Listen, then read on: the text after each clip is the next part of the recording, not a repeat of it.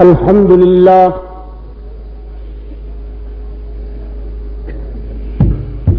الحمد لله وحده والصلاة والسلام على من لا نبي بعده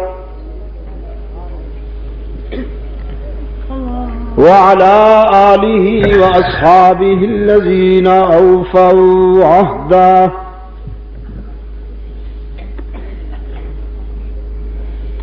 الذين هم مفاتيح الرحمة ومصابيح الغرر أعوذ بالله من الشيطان الرجيم بسم الله الرحمن الرحيم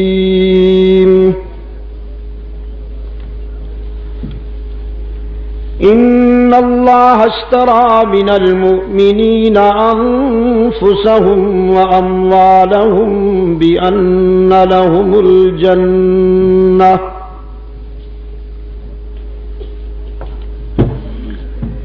يقاتلون في سبيل الله فيقتلون ويقتلون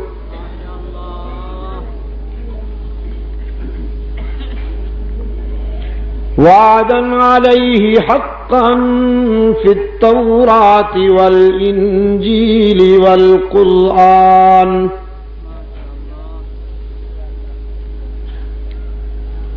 فمن أوفى بعهده من الله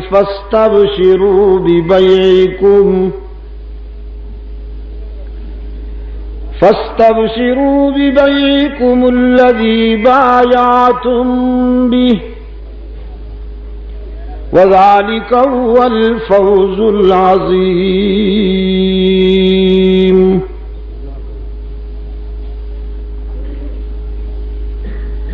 يا أيها الإنسان ما غرك بربك الكريم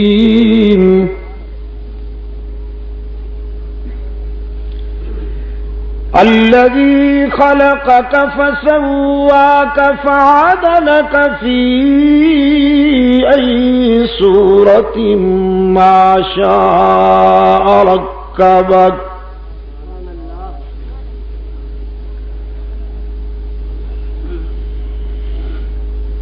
كلا بل تكذبون بالدين وإن عليكم لحافظين كراما كاتبين يعلمون ما تفعلون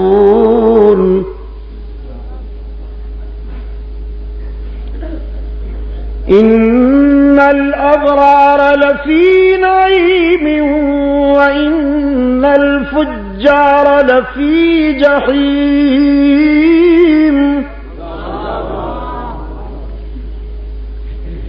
يصلونها يوم الدين وما هم عنها بغائبين وما أدراك ما يوم الدين ثم ما أدراك ما يوم الدين يوم لا تملك نفس لنفس شيئا يوم لا تملك نفس لنفس شيئا والأمر يومئذ لله صدق الله مولانا العظيم وصدق رسوله النبي الأمي الكريم ونحن على ذلك لمن الشاهدين والشاكرين والحمد لله رب العالمين. صدر اجلاس ارباب علم و دانش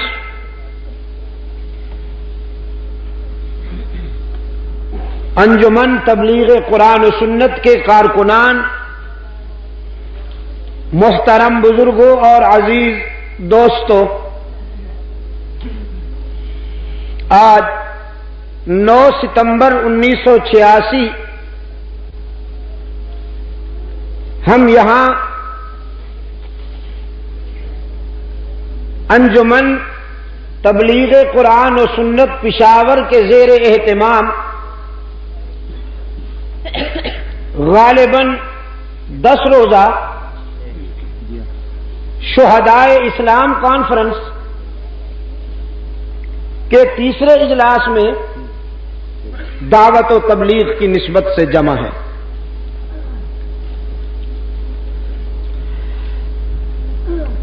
میں ظہر کے بعد پارا چنار میں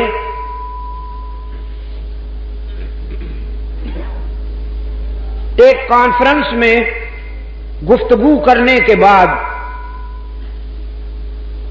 تقریباً وہاں سے 4:30 بجے روانہ ہو کر 9:30 بجے یہاں پہنچ سکا اور اپنے بے رحم منصف کی عدالت میں میں نے رحم کی اپیل کی کہ آج کے اجلاس میں میری شرکت کو مستثنا کرتے ہوئے مجھ پہ رحم کیا جائے۔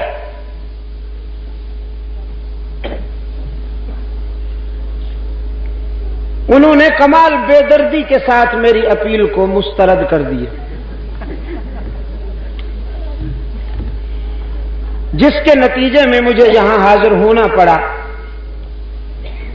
اور مجھے افسوس ہے کہ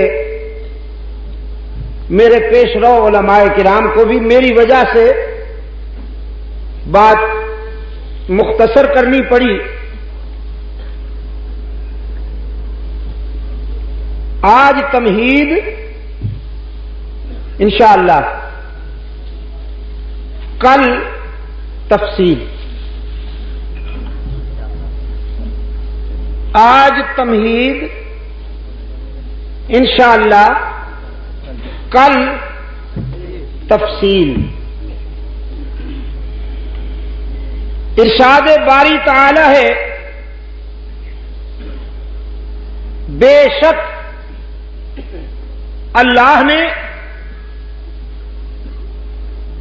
اپنے پیاروں سے ایک معاہدہ کیا ہے، ایگریمنٹ کیا ہے، اور وہ یہ کہ تم اپنی جانیں اور اپنے مال میرے سپرد کر دو، اور اس کے بدلے میں تمہارا دامن اپنی رضا اور خوشنودی سے بھر دوں۔ یہ ایگریمنٹ ڈیسائیڈ ہو گیا، کنفرم ہو گیا۔ اب وہ اللہ کے پیارے قرآن جنہیں اہل ایمان سے تعبیر کرتا ہے، اللہ کے ساتھ کیے ہوئے اس وعدے کو نبھانے کے لیے جانیں ہتھیلیوں پر لیے ہوئے راہ حق میں مصروف جہاد ہیں۔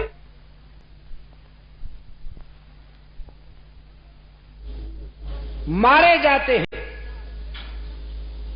یقاتلون فی سبیل اللہ فیقتلون ویقتلون۔ مارنا ہی جیت نہیں،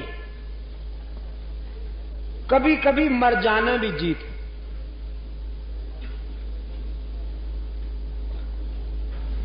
دنیا شاید یہ سمجھتی ہے کہ مد مقابل کو مار دینا ہی فتح ہے،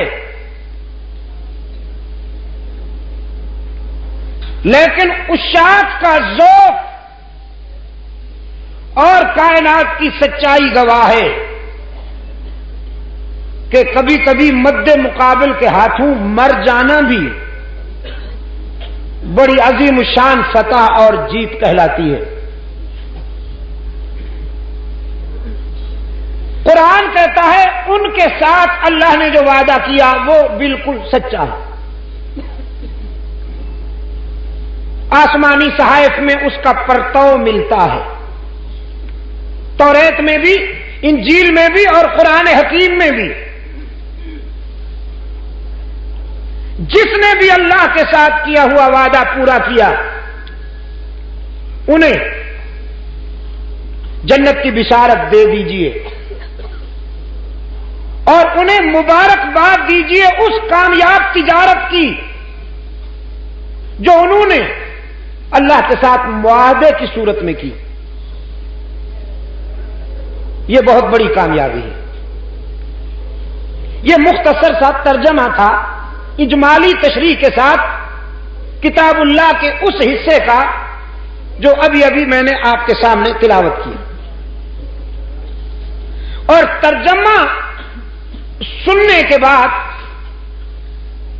آپ ذہنی طور پر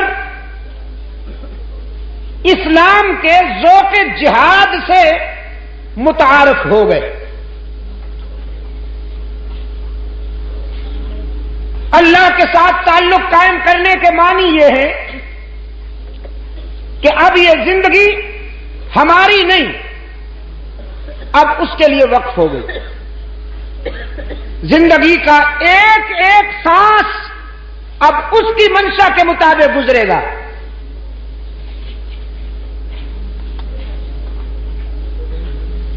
اسلام کے دور اساسی میں آپ جب مطالعاتی تجزیہ فرمائیں گے تو آپ کو رحمت عالم صلی اللہ علیہ وسلم کے مکتب کا ہر فیض یافتہ اسی ذوق کا حامل نظر آئے گا۔ یہ جو مہینہ گزرا ہے یہ کون سا تھا؟ ذوالحجہ۔ اس مہینے کی 18 تاریخ کس کا یوم شہادت تھی؟ حضرت عثمان ذو النورین رضی اللہ تعالی عنہ کی۔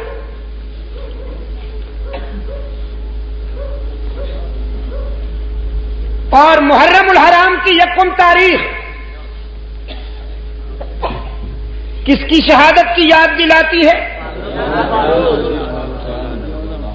امام عدل و حریت حضرت عمر فاروق رضی اللہ تعالی عنہ۔ ذوالحجہ اسلامی سال کا آخری مہینہ ہے اور محرم الحرام اسلامی سال کا پہلا مہینہ ہے۔ اس کے آخری مہینے نے بھی ایک عظیم قربانی کی یاد دلائی، اس کے پہلے مہینے نے بھی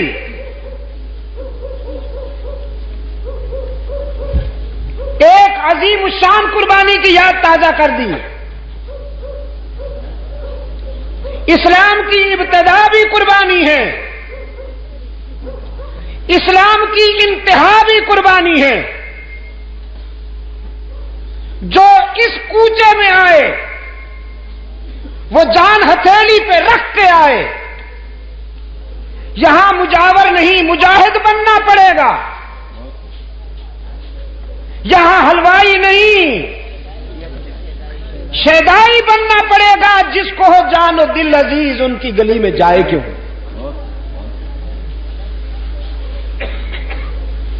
یہاں جو بھی آئے گا آزمایا جائے گا۔ ایک جگہ قرآن کہتا ہے، فرمایا الف لام میم احسب الناس ان يتركوا ان يقولوا آمنا ان یقولوا آمنا وهم لا یفتنون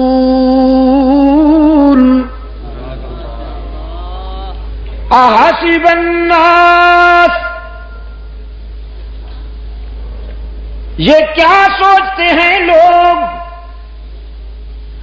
ان یترکوا ان یقولوا آمنا، یہ کہ وہ چھوڑ دیے جائیں گے صرف اس بات پر کہ وہ مومن کہلائے، دعوی ایمان کر کے انہیں چھوڑ دیا جائے گا، آزمایا نہیں جائے گا۔ قرآن کہتا ہے ناممکن، جو بھی اللہ سے تعلق قائم کرے گا اسے آزمایا جائے گا۔ رحمت عالم صلی اللہ علیہ وسلم نے فرمایا ہم گروہ انبیاء اپنے اپنے مقام اور مرتبہ کے لحاظ سے آزمائے جاتے ہیں، جس کا مرتبہ جتنا بلند ہوگا آزمائش اتنی کڑی ہوگی۔ اور اپنے بارے میں فرماتے ہیں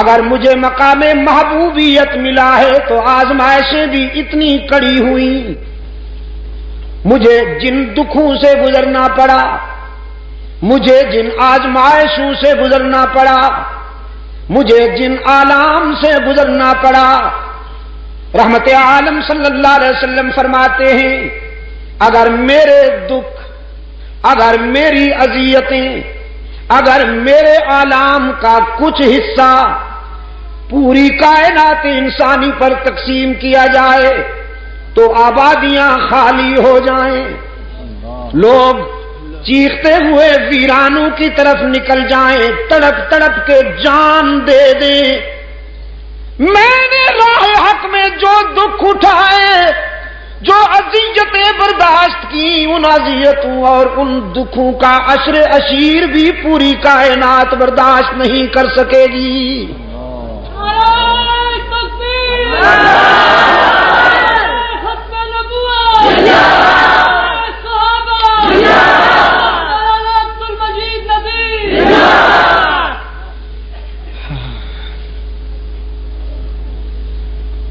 آزمائش ہوگی، لاہوری گیٹ والو، یہ لاہوری گیٹ ہے یا لوہاری گیٹ ہے؟ غنیمت ہے۔ لاہوری گیٹ والو، پشاور والو، آزمائش ہوگی۔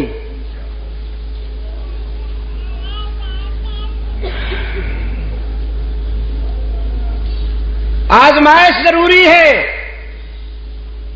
کمپلسری ہے، جو اس کا بنے گا آزمایا جائے گا، یہ اس کی مرضی، آزمائش کی جو ادا پسند کرے وہی اپنا لے،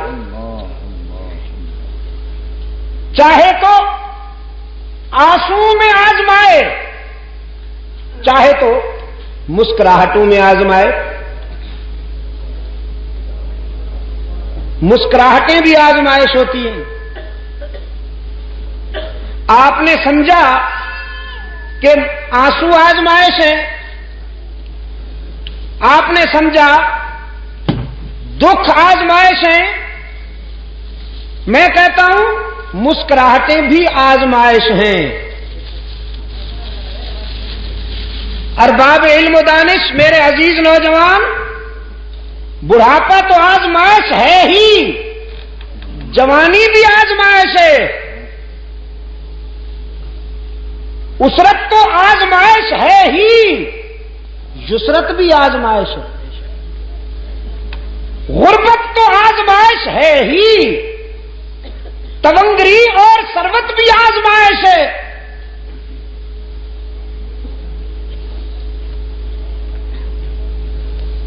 انبیاء علیہ الصلوۃ والسلام کی آپ سیرت و کردار کا جب تجزیہ فرمائیں گے، مطالعہ فرمائیں گے، تو دونوں رنگ نظر آئیں گے. کوئی آنسو میں آزمایا جا رہا ہے, کوئی مسکراہٹوں میں آزمایا جا رہا ہے. اور اگر آپ مجھ سے پوچھیں تو میں بتاؤں کہ آنسو کی آزمائش اتنی سخت نہیں ہے جتنی مسکراہٹوں کی آزمائش سخت ہے. آنسو میں تو وہ خود بخود یاد آتا ہے. کسی وقت کے بڑے فرعون کو جب 104, 105, 6 کے ٹمپریچر پہ بخار چڑھا ہوا ہو, جسم دہک رہا ہو, تو خود بخود یا اللہ رحم کرو, یا اللہ رحم کر. کبھی جس کے زبان پہ اللہ کا نام نہیں آیا, بخار کی حدت و شدت خود بخود اس کے زبان پہ اللہ کا نام لے آتی ہے. لیکن جب صحت ہو, شباب ہو, جوانی ہو, فراغت ہو, دولت ہو, آسودگیاں ہوں اور آسانیاں ہوں, اس وقت اگر کوئی اللہ کو یاد کرے اور اسے نہ بھلائے, یہ بہت بڑی بات ہے, بہت بڑی بات ہے. بڑھاپے کے سجدے بھی غنیمت ہیں, لیکن جوانی کے سجدوں کی کیا بات ہے. بڑھاپے میں تو ضعیف جھک ہی جاتا ہے بیچارہ. ویسے بھی جب تن میں ریشہ پڑ جائے, پیری سے گردن جھک جائے اور فطرت پکار پکار کے کہے اب تو جھک سجدے میں ہو سرکش خدا کے سامنے, تو وہ جھک ہی جاتا ہے. لیکن جب شریانوں میں گرم گرم خون کی روانی ہو, عزائم میں جولانی ہو, نفس امارہ مائل بشیطانی ہو, امنگوں میں مد و جزر ہو, عزائم میں تلاطم ہو, اس وقت اگر کوئی اپنی جوانی اور اپنے شباب کو اپنے محسن اعظم کے آگے جھکا دے تو کیا بات ہے. میں کہا کرتا ہوں بڑھاپے کے ہزاروں سجدے جوانی کے ایک سجدے کا مقابلہ نہیں کر سکتے. اللہ میرے جوانوں کو آہ سحرگاہی عطا فرما. اللہ میرے جوانوں کو رات کے سناٹے میں اپنے معبود کے سامنے جھکنا نصیب فرمائے. ان لمحات کو نہ گنوانا. یہ بہت تھوڑا سا عرصہ ہوتا ہے اور لوٹ کر نہیں آتا. پھر جھکا ہوا تھا نا بوڑھا, یوں یوں چلتا ہوا جا رہا تھا, لکڑی ہاتھ میں اور یوں یوں. ایک بچے نے دیکھا تو قریب آ کے کہنے لگا بابا کیا ڈھونڈتے ہو. ہائے ہائے, بابے کے آنسو نکل گئے. حسرت سے بچے کو دیکھ کے کہنے لگا بیٹا جوانی کھو گئی ہے وہی ڈھونڈ رہا, وہ لوٹ کے نہیں آئے گی. یہ مختصر سا انتہائی شارٹ پیریڈ ہوتا ہے جو گزر جاتا ہے تو لوٹ کے نہیں آتا. اس پیریڈ میں کچھ یادیں ترتیب دے دو.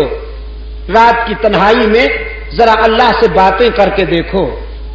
ادھر ادھر بھٹکتے ہو, بندوں سے امیدیں قائم کرتے ہو, لوگوں سے آرزویں وابستہ کرتے ہو, عزیزوں رشتہ داروں کے آگے جھولی پھیلاتے ہو, حکمرانوں کے در پہ بے ضمیر بن کر کاسہ گدا پھیلاتے ہو. کبھی اس سے بھی تو مانگ کے دیکھو جو اپنے در پہ آنے والے کو تانا دیے بغیر اس کا دامن بھر دیتا ہے. مسکراہٹوں میں بھی آزماتا ہے, آنسو میں بھی آزماتا ہے. خلیل اللہ کو آزمایا مسلسل آنسو, اور حضرت سلیمان علیہ السلام کو آزمایا مسلسل مسکراہٹیں. مسلسل مسکراہٹیں. بعض لوگوں کا خیال یہ ہے ولی اللہ بننے کے لیے کنگال ہونا ضروری ہے. جس کے کپڑے اچھے ہوں لوگ اس کو ولی ماننے کے لیے تیار نہیں. دیکھو جی اللہ والا بنتا ہے، لباس تو دیکھو،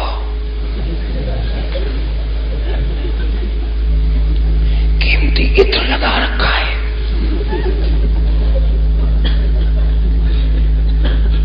کیوں حضرت مفتی صاحب؟ ہاں، ایک نادان دوستوں کے شر سے اللہ محفوظ رکھے، نادان دوستوں کے شر سے اللہ محفوظ رکھے۔ اور یہ میں ولی اللہ کی بات نہیں کر رہا، نبی اللہ کی بات کر رہا ہوں۔ سلطنت ملی، بادشاہی ملی، اور ملی بھی ایسے نہیں، مانگی اللہ سے حضرت سلیمان نے۔ فرمایا رب اغفر لی وہب لی ملکا لا ينبغی لأحد من بعدی، رب اغفر لی وہب لی ملکا لا ينبغی لأحد من بعدی، میرے رب سب سے پہلے تو میری عاقبت سنوار دے۔ پیغمبر کی ڈیمانڈ ہے نا، نبی کو کتنا اچھا طریقہ آتا ہے مانگنے کا اپنے داتا سے۔ فرمایا رب اغفر لی وہب لی ملکا لا ينبغی لأحد من بعدی، میرے رب سب سے پہلے تو میری عاقبت سنوار دے، اور دنیاوی زندگی میں مملکت عطا فرما، سلطنت عطا فرما،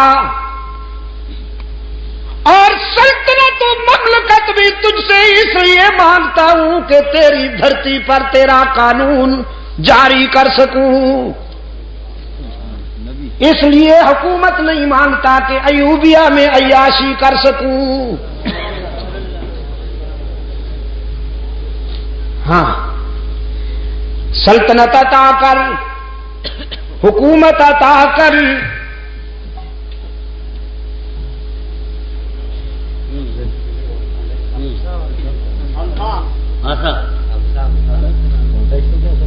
عصا کسی کے پاس نہیں ہے، اور عصا یہ عصا ہے، عصا کی توہین کرتے ہو، اسے مارنے سے تو ٹٹو بھی نہیں چلے گا، عصا نہ ہو تو کلیمی ہے کار بے بنیاد، چلو عصا نہ ہو تو ندیمی ہے کار بے بنیاد، مل گیا۔ الہ العالمین عطا کر، عطا کر مجھے تاکہ میں بیماروں کو سیدھا کر سکوں۔ مدنی جی کتنی اچھی ہیں تیری قراردادیں، سبحان اللہ، کوثر و تسنیم میں دھلی ہوئی زبان ہے، کتنی خوبصورت ہیں تیری قراردادیں، مانی نہیں جائیں گی۔ پچھلے سال بھی آپ نے قراردادیں پاس کی ہوں گی، اس سے پہلے سال بھی قراردادیں آپ نے پاس کی ہوں گی، آئندہ بھی آپ کی ریزولیشنز پاس ہوتی رہیں گی، بڑی خوبصورت، بڑے حسین عنوان، لیکن مانی نہیں جائیں گی جب تک یہ نہیں ہوگا۔ بغیر کسی تکلف کے عرض کرتا ہوں، پولیس والے اگر تسبیح لے کر رات کو نکلیں اور گلیوں میں اللہ ہو کا ذکر کرتے پھریں، چور ان سے ڈریں گے؟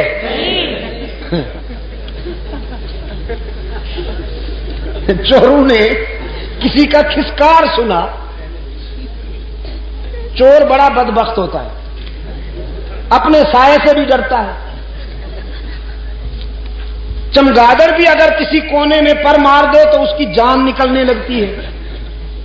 کھسکار سنا گلی میں، اس نے کاروائی روک کے بھاگنا چاہا، جو ہی نقب سے سر باہر نکالا تو دیکھا مولانا صاحب تہجد کے لیے جا رہے تھے، ساتھی سے کہنے لگا اپنا کام جاری رکھو، مولوی جا رہے ہیں، اس سے کچھ نہیں ہوگا، اس سے ڈرنے کی کیا بات ہے؟ یہ بہت ضروری ہے، آپ سمجھے گے نہیں؟ اور حضرت سلیمان علیہ السلام نے اللہ سے مانگا یہ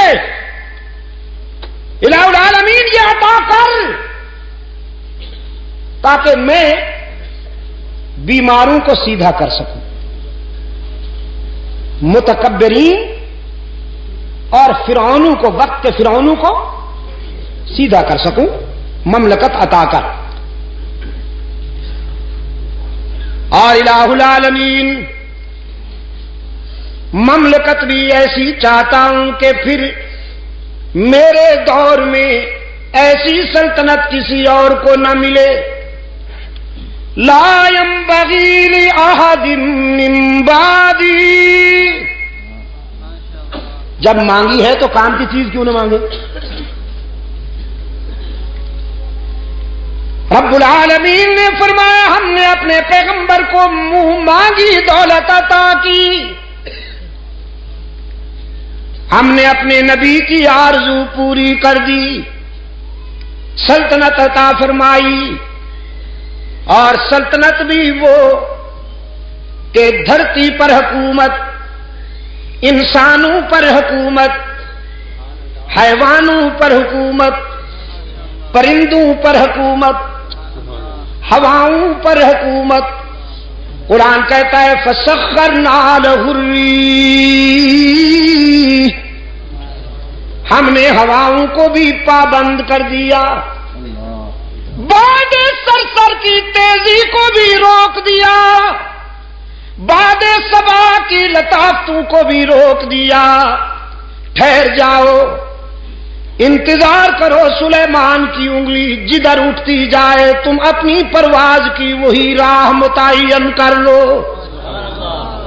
تجری بامرہ رخاء، ہوائیں سلیمان علیہ السلام کے اشارے پر چل رہی ہیں، جانور محکوم، پرندے محکوم۔ قرآن کہتا ہے وَحُشِرَ لِسُلَيْمَانَ جُنُودُهُ مِنَ الْجِنِّ وَالْإِنسِ وَالطَّيْرِ فَهُمْ يُوزَعُونَ۔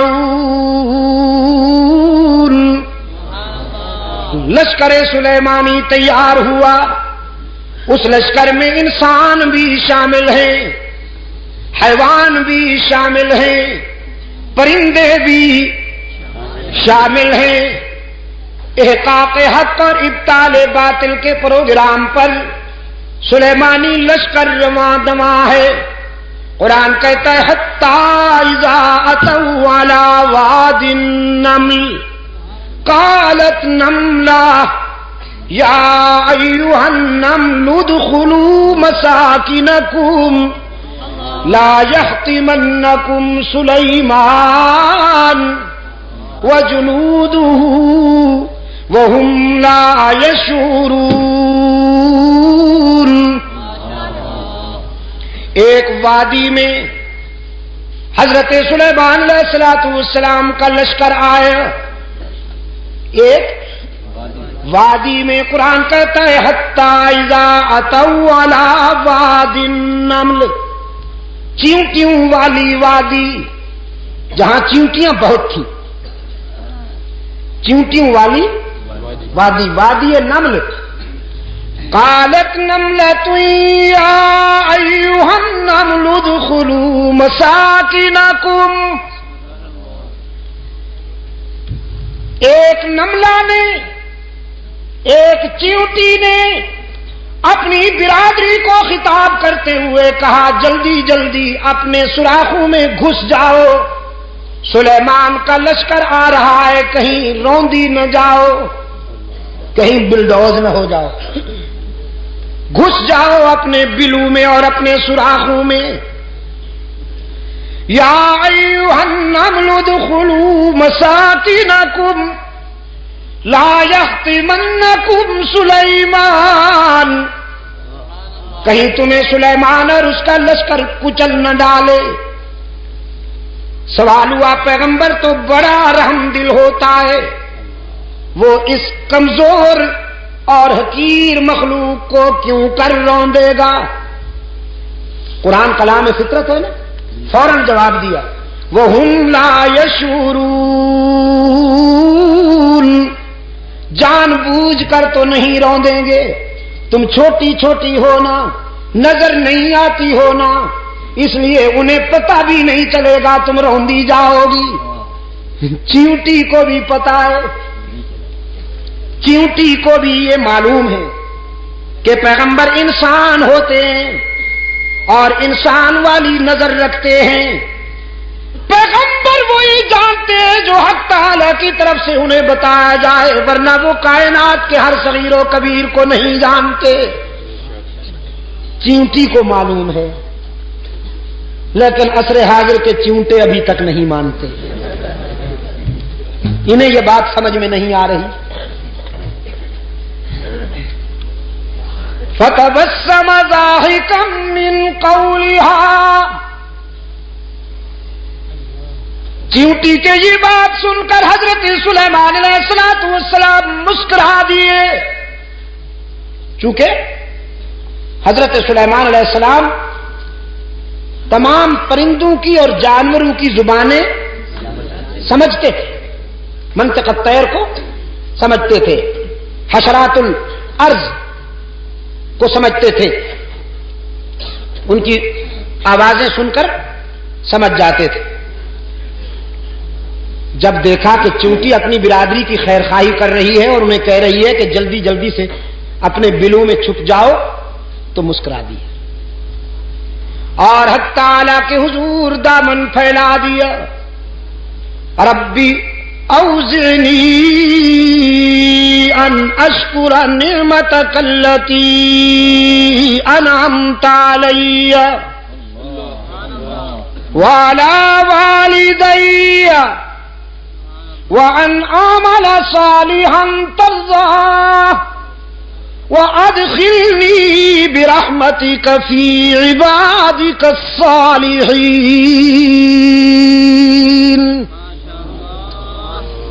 الہ العالمین، تو نے کتنا کرم کیا ہے مجھ پر کہ اگر چیونٹیاں بولتی ہیں تو میں سمجھ لیتا ہوں، پرندے چہکتے ہیں تو میں سمجھ لیتا ہوں، لیکن میرے معبود تو نے اپنے فضل و کرم میں تو کوئی کمی نہ کی، اب مجھے بھی توفیق عطا کر کے میں تیری نعمتوں کا شکر ادا کر سکوں۔ رب اوزعنی ان اشکر نعمتک التی انعمت علی وعلی والدی، تو نے مجھ پر اور میرے والدین پر جو کرم کیا ہے اور احسانات فرمائے ہیں، اے اللہ ان احسانات کے شکر کی بھی تو توفیق عطا فرما کہ ہم تیرا شکر ادا کر سکیں۔ عزیز دوستو، وہ خوش نصیب بندے کہ جنہیں اللہ کے حضور شکر کی توفیق میسر آ جائے، یہ بھی ان کا ذاتی کمال نہیں ہے، اسی کا احسان ہوتا ہے۔ وہ اپنے بندوں میں سے جنہیں پسند کرتا ہے اپنے در پہ بلا لیتا ہے، انہیں رقت قلبی عطا کرتا ہے، انہیں رونے کا سلیقہ عطا کرتا ہے، انہیں مانگنے کا سلیقہ عطا کرتا ہے۔ یہ کوئی ذاتی کمال نہیں ہے انسان کا، یہ اسی کا کرم ہے۔ حضرت سلیمان علیہ السلام نے اپنے لشکر پر نظر ڈالی، ایک پرندہ غائب نظر آیا۔ قرآن کہتا ہے وَتَفَقَّدَ الطَّيْرَ فَقَالَ مَا لِي لَا أَرَى الْهُدْهُدَ أَمْ كَانَ مِنَ الْغَائِبِينَ۔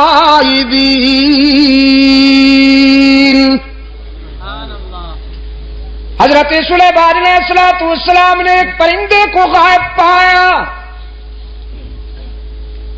فرمانے لگے کیا بات ہے، مجھے ہدہد نظر نہیں آ رہا، ذرا دیکھو لشکر کے کسی کونے میں چھپا بیٹھا ہے یا پھر میری اجازت کے بغیر کہیں چلا گیا ہے، تلاش کرو۔ یہ ہدہد جانتے ہیں آپ؟ جی کیا فرمایا؟ اچھا ملا چرگت، تمہارے صدقے جاؤں، یہ کب سے ملا بن گیا بھائی؟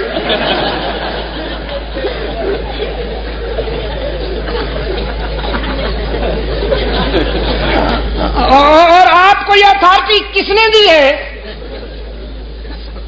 کہ جس پرندے کے بھی ذرا بال ادھر ادھر ہو جائیں آپ اس پہ ملا کا ٹائٹل فٹ کر دیں؟ یار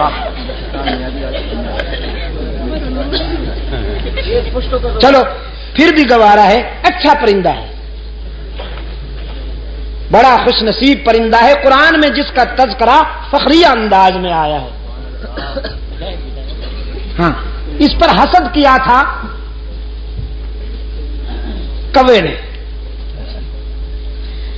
حضرت سلیمان علیہ السلام نے جب اس ہدہد سے پوچھا کہ تمہارے اندر کون سی خوبی ہے، اللہ نے تمہیں کون سی خوبی عطا کی ہے،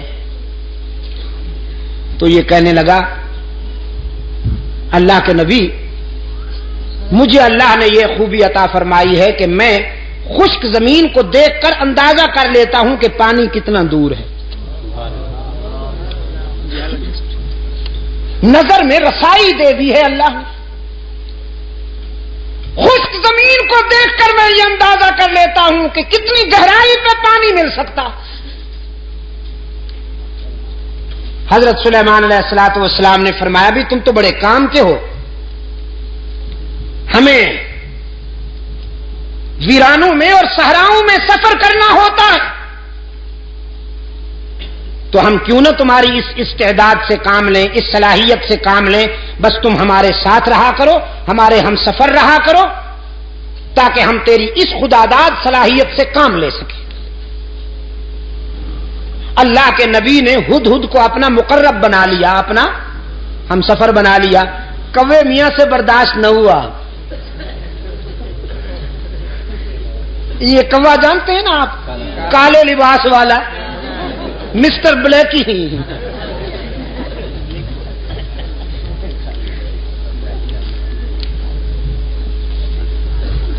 اس جنس سے ایسے فیصلے برداشت نہیں ہوا کرتے۔ اللہ کے رسول صلی اللہ علیہ وسلم نے صدیق اکبر کو اپنے پہلو میں سلا لیا، کبو کو برداشت ہوا نہیں ہوا، بڑی سخت تکلیف ہے بیچاروں کو۔ استغاثہ دائر کر دیا کوے نے ہدہد کے خلاف، اسکینڈل بنا لیا بدبخت نے، کہنے لگا واہ جی واہ، یہ کہتا ہے کہ میں خشک زمین دیکھ کر اندازہ کر لیتا ہوں کہ پانی کتنا دور ہوگا۔ بالکل غلط ہے، میں نے کئی مرتبہ دیکھا ہے کہ یہ جال میں پھنسا ہوا پھڑک رہا ہوتا ہے، اگر اس کی نظر میں اتنی رسائی ہے کہ یہ خشک زمین دیکھ کر پانی کی گہرائی معلوم کر لیتا ہے تو جال کو کیوں نہیں دیکھ لیتا، اس میں پھنس کیوں جاتا ہے؟ عیار تو بڑے ہوتے ہیں نا، یہ لفاظ اور لسان تو بڑے ہوتے ہیں۔ اس انداز خطابت میں استغاثہ دائر کیا کہ سننے والے بھی متاثر ہوئے، کہنے لگے جی بالکل ٹھیک ہے، یہ تو بات واقعی تفصیل طلب ہے، وضاحت طلب ہے کہ اگر ہدہد پانی کی گہرائی کو دیکھ لیتا ہے تو زمین کے اوپر جو جال تنا ہوا ہوتا ہے اس کو کیوں نہیں دیکھ لیتا؟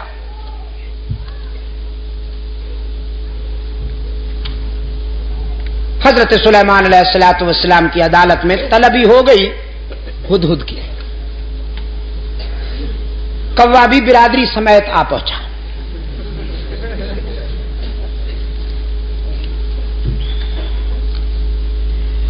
حضرت سلیمان علیہ السلام نے کوے سے کہا اپنا استغاثہ بیان کرو۔ اس نے وہ کہانی پھر دوہرا دی کہ جناب یہ کہتا ہے میں زمین کو دیکھتا ہوں تو اندازہ کر لیتا ہوں پانی کتنا دور ہے، جبکہ یہ زمین کے اوپر والے جال کو نہیں دیکھ سکتا، اس میں پھنس جاتا ہے، تو اس کا یہ دعویٰ غلط ہے، خلافت اس کو نہیں ہمیں ملنی چاہیے۔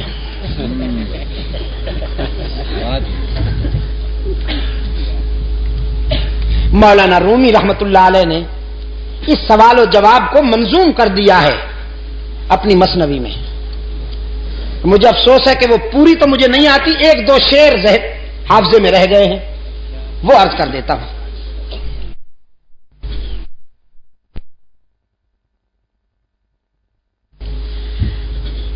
ہدہد نے جب کوے کا استغاثہ سنا تو مسکرا دیا،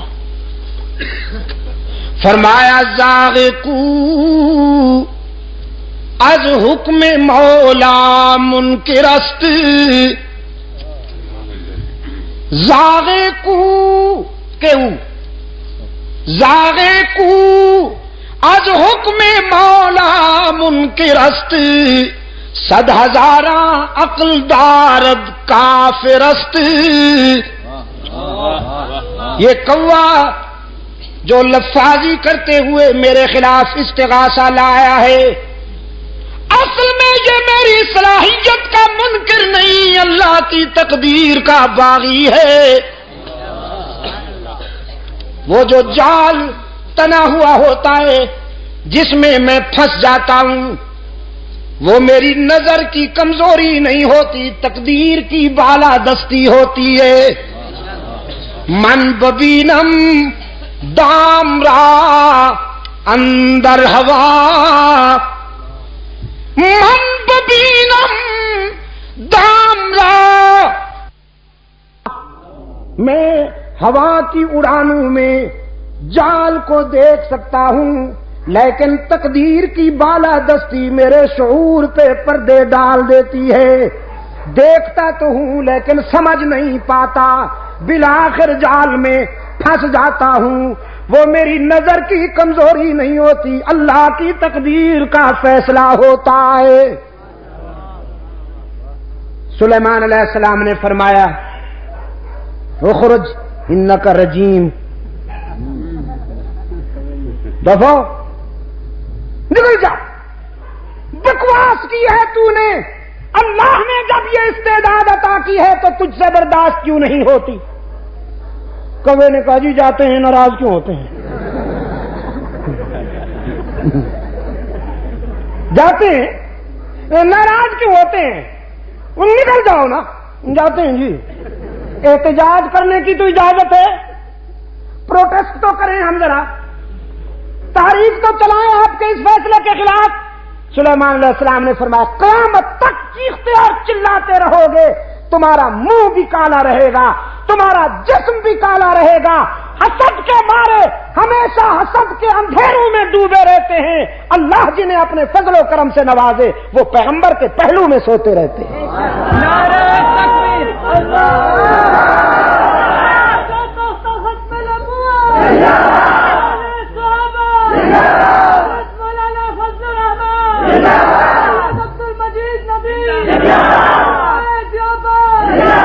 میرے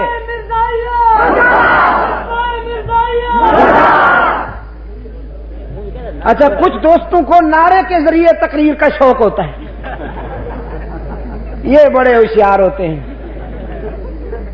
یہاں تو انہیں ارشاد الحق وقت دیتا نہیں مائک پر، پھر نعرے کے ذریعے وہ بہرحال چھوٹی موٹی تقریر تھوڑے تھوڑے ٹکڑوں میں فرما ہی دیتے ہیں.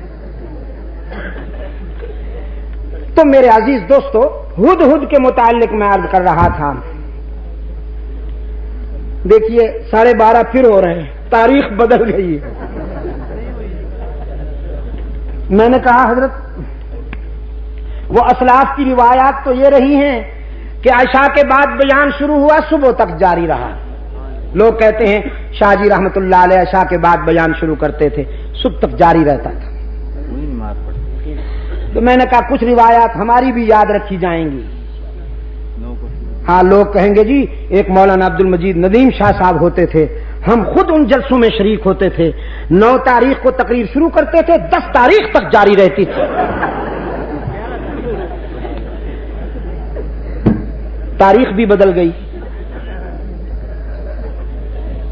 تو میں یہ عرض کر رہا تھا آپ کی خدمت میں کہ جناب ہدہد غائب پایا گیا، لشکر میں نظر نہیں آ رہا تھا.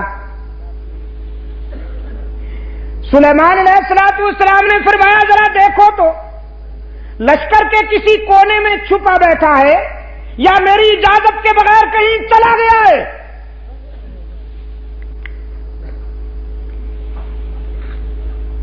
حضرت سلیمان علیہ السلام کے رضاکاروں نے پورے لشکر کا جائزہ لیا، دیکھا کہ ہدہد نہیں ہے. سلیمان علیہ السلام کی خدمت میں رپورٹ پیش کی گئی کہ اللہ کے نبی وہ واقعی یہاں نہیں ہے اور کہیں جا چکا ہے. فرمایا لَأُعَذِّبَنَّهُ عَذَابًا شَدِيدًا، لَأُعَذِّبَنَّهُ عَذَابًا شَدِيدًا أَوْ لَأَذْبَحَنَّهُ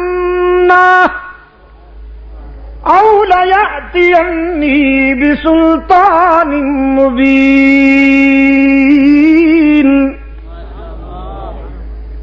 چونکہ اجازت کے بغیر کہیں چلا گیا، اس فرار کی اسے سخت سزا دوں گا، ہو سکتا ہے کہ سزائے موت بھی دے دوں۔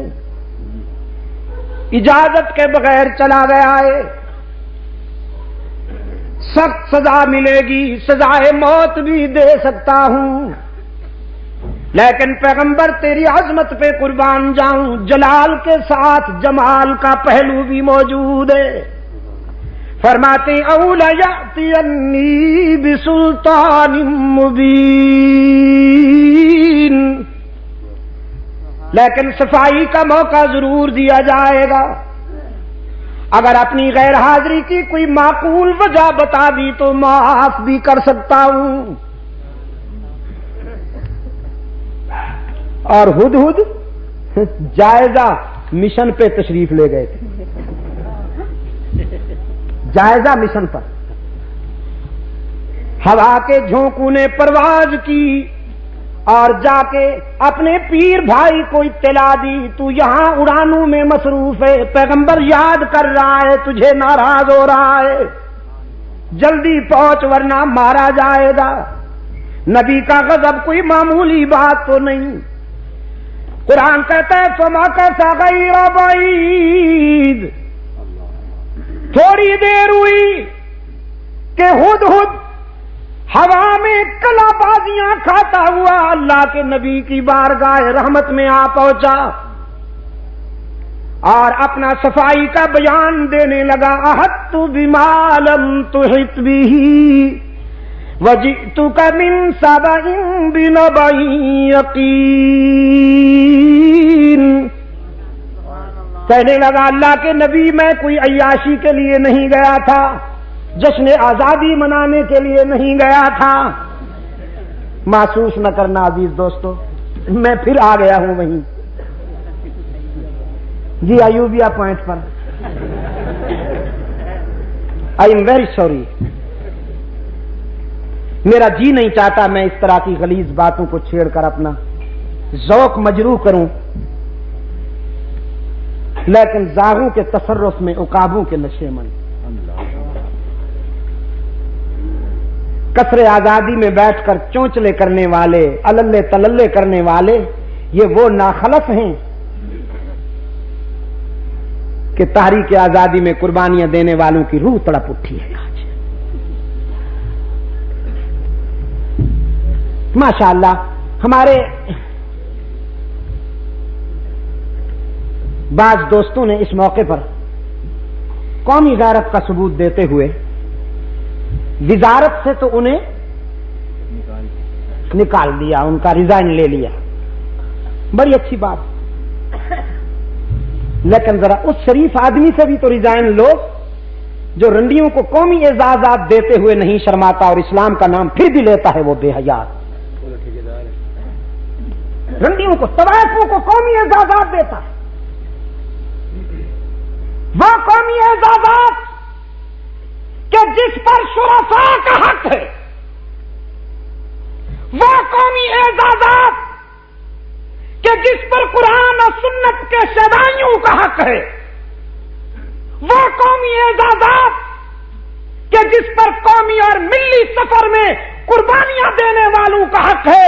میں آپ سے پوچھتا ہوں، یہ فلم سٹار جو ہیں، فلمی اداکار جو ہیں یا اداکارائیں جو ہیں، یہ قوم کے محسن ہیں یا قوم کے قاتل ہیں؟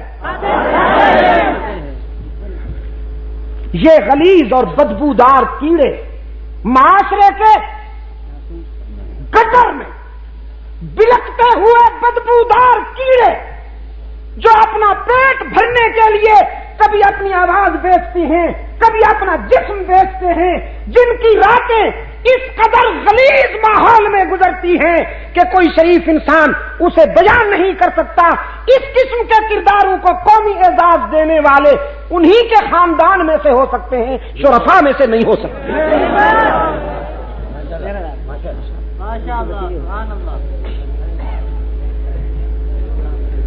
ایوب تنولی صاحب نے کوئی انوکھا جرم تو نہیں کر لیا؟ جب بڑے طوائفوں کو اعزازات دیں، طبلہ سرنگی بجانے والوں کو تھپکی دیں، شاباش شاباش، تو الناس علی دین ملوکہم، دوستو چھوٹے بڑوں کی تقلید کیا کرتے ہیں۔ لگا دیجئے پھر مجھ پہ پابندی، لگا دیجئے مجھ پہ کل سے پابندی پھر، لیکن میری تقریر طب یار کو بے چین کرتی ہے، سبب یہ ہے وہی کہتا ہوں جو دل پر گزرتی ہے، جو دل پر گزرتی ہے وہ کہوں گا۔ میں ان ڈبل سائز ملاؤں میں سے نہیں جن کی نظر تمہارے ہاتھوں میں مچلتے ہوئے ڈرافٹ پہ رہتی ہے۔ الحمدللہ میں ان کرداروں کا نام لیوا ہوں کہ جو حکمرانوں کی چشم غضبناک کو دیکھ کر اللہ کی رضا اور خوشنودی تلاش کیا کرتے ہیں۔ نعرہ تکبیر،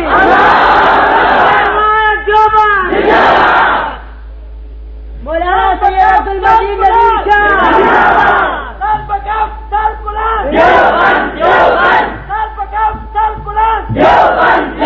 میں آپ سے پوچھتا ہوں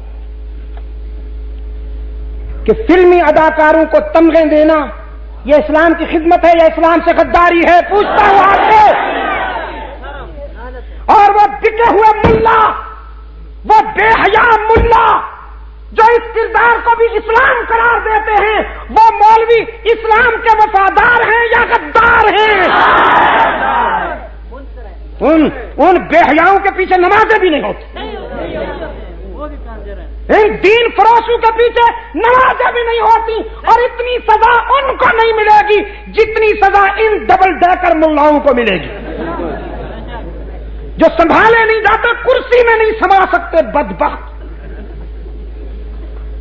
جن کے لیے آفیشل چیئر بنانی پڑتی ہے۔ میرے عزیز دوستو، آزادی نصیب ہوئی ہے تمہیں، لیکن کبھی غور کیا کن کی قربانیوں کی بدولت؟ مالٹا کے عقوبت خانوں میں سال ہا سال گزارنے والے شیخ الہند محمود حسن کی قربانیوں کی بدولت،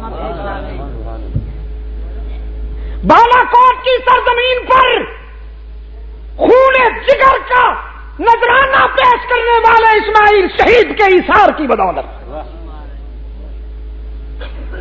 ہائے جلتا ہے جن کا خون چراغوں میں رات بھر، جلتا ہے جن کا خون چراغوں میں رات بھر، ان غمزدوں سے پوچھ کبھی قیمت سحر، ہد ہد کہتا ہے اللہ کے نبی عیاشی کے لیے نہیں گیا تھا، جائزہ مشن پر گیا تھا، اور میں اس مقام پر سے ہو کے آیا ہوں جہاں آپ بھی نہیں گئے، وہاں سے میں ایک یقینی خبر لایا ہوں قوم سبا سے متعلق۔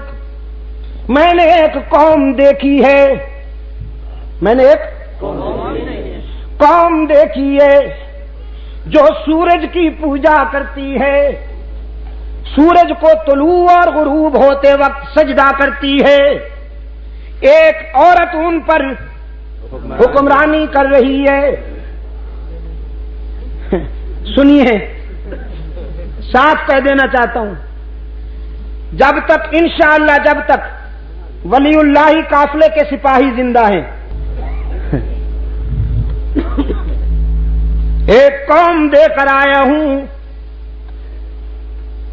سورج کو پوجا کرتے ہیں، سجدہ کرتے ہیں وہ بدبخت، ایک عورت ان پر حکمرانی کرتی ہے۔ تو اللہ کے نبی آگے بڑھنے سے پہلے اس قوم کا پوسٹ مارٹم کر لینا چاہیے۔ یہ زنخی قوم، یہ زن مرید، جنہوں نے ایک عورت کو سربراہ بنا رکھا ہے، پہلے ان کی طبیعت ٹھیک کر لینی چاہیے، پھر آگے بڑھیں گے۔ سلیمان علیہ السلام نے فرمایا بھئی واہ تو بڑا عجیب ہے، کیسی عجیب خبر لایا ہے۔ فرمایا ایسے یلغار نہیں کرتے، دیکھو پیغمبر کا انداز دیکھو، پیغمبر کی عسکری مہم میں بھی رحمت کار فرما ہوتی ہے۔ فرمایا پہلے خط لکھتا ہوں بلقیس کے نام، جاؤ میرا خط پہنچاؤ اسے، اگر وہ ٹھیک طریقے سے ہماری بات مان لیتی ہے تو ہم ان کی آبادیوں کو تاراج کرنے کا ذوق نہیں رکھتے۔ خط لکھا، اور سفارتی تاریخ میں یہ پہلا خط ہے جو کسی ایک حاکم نے دوسرے حاکم کے نام لکھا۔ سلیمان علیہ السلام نے جو لکھا ہے بلقیس کو، قرآن کریم نے اس خط کا مضمون بھی محفوظ رکھا ہوا ہے۔ فرمایا انہ من سلیمان وانہ بسم اللہ الرحمن الرحیم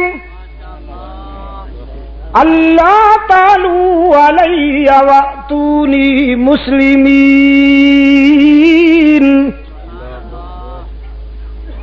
یہ خط اللہ کے نبی حضرت سلیمان علیہ السلام کی طرف سے لکھا جا رہا ہے، اور اس کے نام سے جس سے بڑا رحم کرنے والا، مہربانی کرنے والا کوئی نہیں۔ ہمارا خط پڑھتے ہی کسی خوش فہمی میں مبتلا مت ہو جانا۔ اللہ تعالی علیہ، خوش فہمی میں مبتلا ہو کر، احساس برتری میں مبتلا ہو کر کہیں ہم سے ٹکرانے کی غلطی نہ کرنا۔ ہم تجھے دعوت دیتے ہیں کہ سراپا تسلیم اور رضا بن کر صداقت کو اپنا لو، اللہ کی وحدانیت اور میری نبوت کا اقرار کر لو۔ ملکہ سبا بلقیس نے حضرت سلیمان علیہ السلام کا خط اپنی کابینہ کے سامنے رکھا، ان سے پوچھا کیا رائے ہے تمہاری، کیا کرنا چاہیے اس سلسلے میں۔ ایسے موقع پر نمبر بنانے والے لوگ بڑے پرجوش ہوا کرتے ہیں۔ نمبر بنانے کے لیے بعض حضرات نے رائے دی ہم خون کی ندیاں بہا دیں گے، جہاں آپ کا پسینہ گرے گا وہاں ہمارا خون۔ یہ بڑے رٹے رٹائے جملے ہیں جو لوگوں کو بیوقوف بنانے کے لیے استعمال کیے جاتے ہیں۔ ہم تیار ہیں، ہر قسم کی قربانی دیں گے، اور آپ تو اسٹیل مین ہیں، وہ مین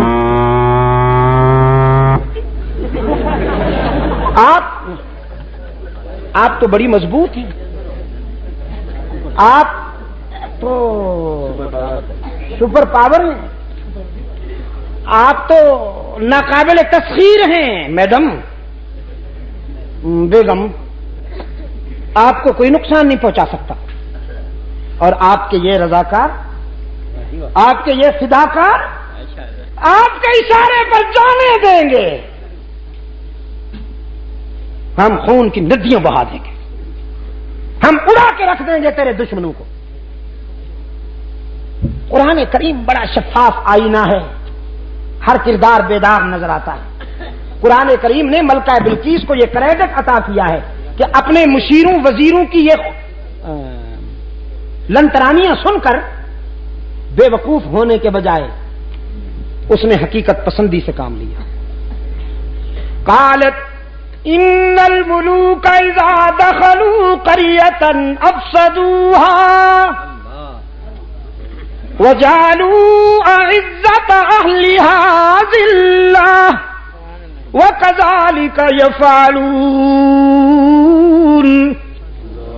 اپنے مشیروں وزیروں سے کہنے لگی تم مجھے تصادمات ٹکراؤ کی طرف لے جانا چاہتے ہو، لیکن مجھے ٹکراؤ پسند نہیں، اس لیے کہ جب دو طاقتیں لڑتی ہیں، جب بادشاہ آپس میں ٹکراتے ہیں تو مظلوم انسانوں کا خون بہتا ہے، दो ऊंट जब लड़ते हैं तो चींटियां पिस जाती हैं बेचारी। फरमाया आबादियां वीराने बन जाती हैं, इंसानी खून की नदियां बहती हैं, माओं की ममता लुटती है, बहनों की चादरें उड़ती हैं, बेटियों के दुपट्टे तार तार होते हैं, बच्चे यतीम बनते हैं, ज़ईफों की कमर टूटती है, जवानों के बाजू टूटते हैं, लाशों के ढेर लगते हैं। और मुझे ये मंजर पसंद नहीं, मैं टकराव को पसंद नहीं करती। मेरी प्रपोजल ये है, इन्नी मुरसिलतुन इलैहिम बिहदिया, मैं एक हदिया भेजती हूं। क्या? तोहफा, प्रेजेंट, नजराना, जज़ाकल्लाह। क्या? नजराना भेजती और देखती हूं कि हमारा भेजा हुआ तीरा, हमारा भेजा हुआ नजराना क्या रंग दिखाता है। बड़े कीमती हीरे, बड़े कीमती जवाहरात हजरत सुलेमान अलैहिस्सलाम की खिदमत में रवाना किए कि ये लीजिए और हमारा पीछा छोड़ दीजिए। जैसे आजकल हजरत साहब ये जोड़ा आपके लिए है, कबूल फरमाइए। हजरत साहब ये ड्राफ्ट रख लीजिए, जहां आपकी मर्जी हो वही खर्च कर दीजिए। और अगर हजरत साहब बहुत सख्त हैं, नहीं लेते, तो फिर हजरत साहब के साहबजादे जो हैं, जज़ाकल्लाह, तू भी पहुंचा हुआ मालूम होता है मुझे। और वाक़िफ़ राज़े दरूद में खाना लगता है। साहबजादे के जरिए नई कोरोना की चाबी हजरत साहबजादे साहब को दे दी। और साहबजादा साहब से जब हजरत साहब ने पूछा ये गाड़ी कहां से आई, बस अब्बा जी वो किसी ने प्रेजेंट की, हमारी इजाजत के बगैर तुमने क्यों ली? अजी हम गाड़ी पे बैठे, आपको अच्छा नहीं लगता? रोजाना साइकिल पे बैठता हूं, पंचर हो जाता है, आपको अच्छा नहीं लगता हम गाड़ी पे बैठे? और हजरत साहब पिदरी मोहब्बत में आकर टाइम टाइम फिश। हवस छुप छुप के पहलू में बना लेती है तस्वीरें। इकबाल ने कहा ना, बराहीमी नजर पैदा बड़ी मुश्किल से होती है, हवस छुप छुप के पहलू में बना लेती है तस्वीरें। ये हवस। नजराना आया हजरत सुलेमान अलैहिस्सलाम की खिदमत में, और जनाब सुलेमान अलैहिस्सलाम अल्लाह का नबी है। नजराना देकर फरमाया अतुमिद्दूननी बिमाल, क्या तुम मुझे मालो दौलत का लालच देकर राह हक से हटाना चाहते हो? मैं तुम्हारे नजराने कैसे कबूल कर सकता हूं? मुझे तो वो देने वाला है जिससे बेहतर दुनिया में कोई देने वाला ही नहीं हो सकता। मैं तो रब से लेने वाला। और तुमने ये नजराना भेजकर हमें चैलेंज किया है, तुमने समझा है कि हम तुम्हारा नजराना और तोहफा देखकर रास्ते से हट जाएंगे। तो यूं देख के फरमाया है भाई कोई, उठा के लाए उसे अभी। एक जिन खड़ा हुआ, कहने लगा जी मुझे इजाजत दीजिए, आप यहां से कूच करने नहीं पाएंगे, आप यहां से उठकर आगे नहीं चलेंगे कि मैं उसे लाके पेश करता हूं। एक और बोला, कुरान कहता है काल इफ्रीतुम मिनल जिन्नी अना अतीका बिही कबला अन यरतद्दा इलैका तरफ। उसने कहा मैं पलक झपकने से भी पहले लाता हूं। चुनाचे जनाबे मलिका बिल्कीस तख्त समेत हजरत सुलेमान अलैहिस्सलाम के कदमों में, जनाब सुलेमान अलैहिस्सलाम के पास मलका सबा बिल्कीस आई। लोगों की आंखें खुली रह गई, एक दूसरे की तरफ सवालिया नजरों से लोग देखते हैं और निगाहों निगाहों में कहते हैं देखो तो सही पैगंबर का इख्तियार कितना है। बिल्कीस को पलक झपकने से भी पहले मंगवा लिया। हजरत सुलेमान अलैहिस्सलाम ने यह मंजर देखा। कुरान कहता है سلیمان علیہ السلام نے فوراً وضاحت کی، قال ھذا من فضل ربی لیبلونی اشکر ام اکفر، یہ میرا ذاتی اختیار نہیں ہے، یہ تو میرے رب کا فضل و کرم ہے، اس نے یہ مہربانیاں کی ہیں، لیکن اس میں بھی بڑی آزمائش کار فرمائے، وہ اتنی مہربانیاں کر کے مجھے دیکھنا چاہتا ہے کہ میں اس کی نعمتوں کا شکر گزار بندہ بنتا ہوں یا تکبر کرتا ہوں، لیکن الہ العالمین میں تکبر سے پناہ مانگتا ہوں، تیری ناراضگی سے پناہ مانگتا ہوں، میں تو تیرے در پر عاجزی کرنے والا بندہ ہوں، مجھے توفیق شکر بھی تو عطا کر تاکہ میں شکر کرتا جاؤں، تیری نعمتوں میں اضافہ ہوتا جائے۔ یہ میں نے تقریباً 1.25 گھنٹے کی محنت، بلکہ 1.5 گھنٹے کی محنت اس لیے کی کہ آپ کے ذہن میں یہ بات بٹھا سکوں کہ رب العالمین کبھی آنسو میں آزماتے ہیں، کبھی مسکراہٹوں میں آزماتے ہیں۔ آنسو میں آزمائش بھی بڑی سنگین ہے، لیکن میرے نزدیک مسکراہٹوں میں کامیاب ہونا اس سے بھی بہت اہم ہے۔ اپنے انبیاء کو حق تعالی نے آنسو میں بھی آزمایا، مسکراہٹوں میں بھی آزمایا، تو یہی ادا کار فرما رہی حلقہ رسالت تک۔ اللہ نے اپنے محبوب کے یاروں کو، اللہ نے اپنے محبوب کے صحابہ کو مسکراہٹوں میں بھی آزمایا، آنسو میں بھی آزمایا۔ اگر زندگی رہی تو انشاءاللہ کل یہیں سے بات آگے بڑھے گی۔